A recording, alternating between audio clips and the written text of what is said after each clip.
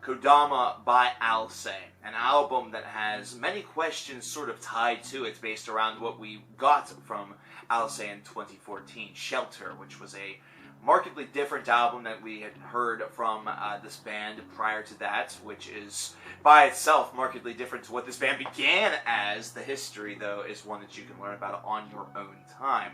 But Shelter was an album that really I guess, distanced this band from metal, and really that was sort of the point. It was one that really fully embraced shoegazing and post-metal more than anything else, and the promise was that this album was going to be a little bit harder, a little bit more punchy, as was stated. And was that achieved?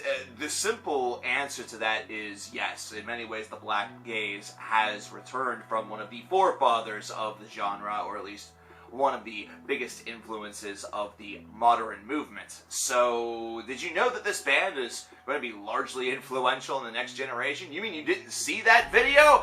How dare you? There's a link somewhere for you to check it out. So this is a 6-track affair in its standard edition, 7 if you add the bonus track within the deluxe, and it's one that doesn't span any more than 42 minutes in its standard edition. It goes a little closer and treads a little closer to 50 if you add in the deluxe track. But the title track and really everything that goes on with it does have a little bit of a loose-based influence with Princess Mononoke, which should certainly see a bit of an explosion, or at least a bit of a spike whenever it comes to fan base for this, as rabid fans of Miyazaki films slowly learn about this fact and decide to check it out based around that sole idea.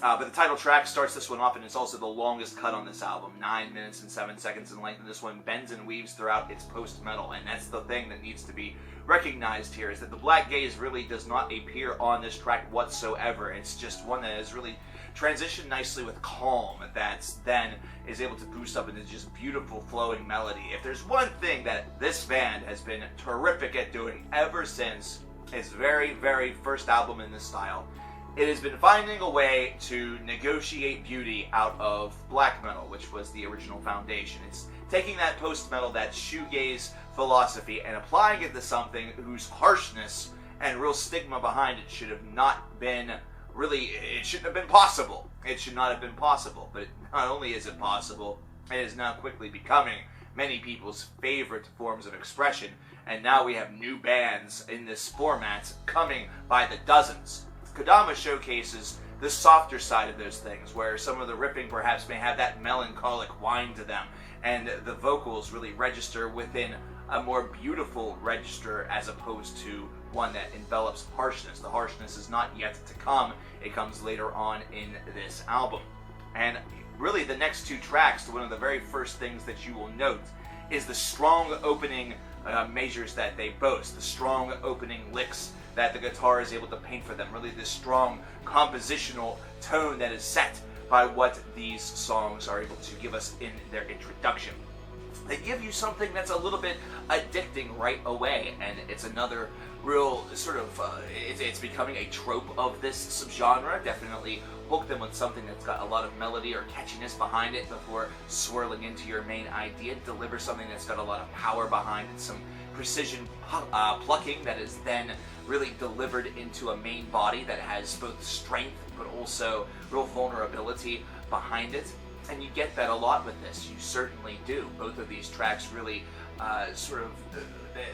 they moan this idea, and they moan very well, with our first screams of real anguish coming within these tracks, and showcasing that this band has certainly not gotten completely off the heavy metal beaten path. Shelter was more of an album as opposed to a brand new identity, and this is, I'm sure for many, welcome news. Both of these tracks very excellent, both of them 7 minutes nearly with track number 2, and then 7.5 with track number 3.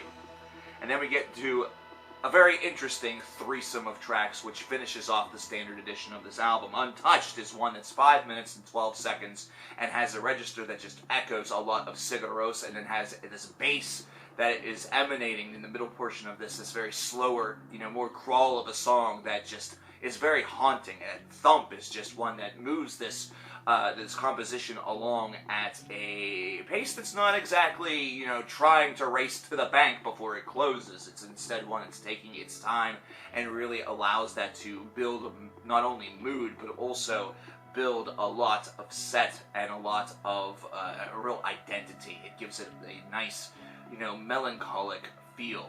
And almost as though there is something that is being waited upon, either that or there is a decision that needs to be mulled upon. Either which way, it is one that is delivered very nicely in this 5-minute setting. We then get to our last 2 tracks, which Onyx, which is the final cut, is 4 minutes of instrumental.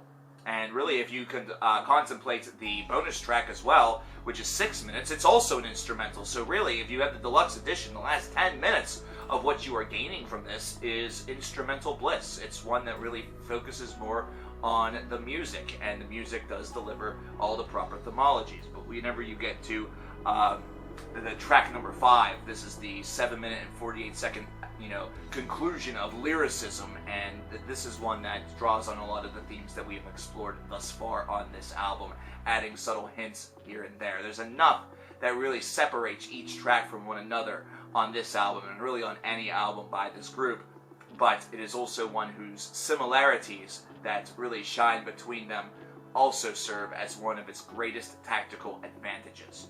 So this album it's wonderful. It's absolutely beautiful, and it's something that Alcest has become very well known for, and this is not an idea that has gotten old yet, at least not whenever it concerns this band, considering they do continue to take a couple of risks, and this is an album that was following up a softer release, one that focused a little bit more on a different part of their identity, and so it registers not only as something new, but as something important, and based off of that, and based off of the strength of the songwriting, and really, with every album, it seems like this band is learning from their previous discs and finding ways to build upon that, which is a strong indicator that this band just continues to want to get better, to continue to improve upon their sound, the sound that they are a forefather of and a supposed pioneer of, continuing to take it further to deliver a little bit more for those that are following in its footsteps. Because of that, another strong album. We got a great track record so far this weekend, as this one here registers as a solid 88 out of 100. This is really smooth listen. This is a band that's really nice to just throw on and listen to at almost any point of time. It's great traveling music. It has a lot of positive to it, and it does have the opportunity to get you in a little bit of an emotional mood. So just be forewarned, if you're traveling and you get overly emotional, don't wreck your car. I don't know what you guys think about this. What do you think about Kodama by Alcest? Let me know in the comments below. My name is CoverkillerNation, and you should stick around. We still have albums by Suicidal Tendencies, Axfix. We still have a release from The Agonist and Negrua Bungit to get to. So stick around and hit that subscribe button if you haven't already.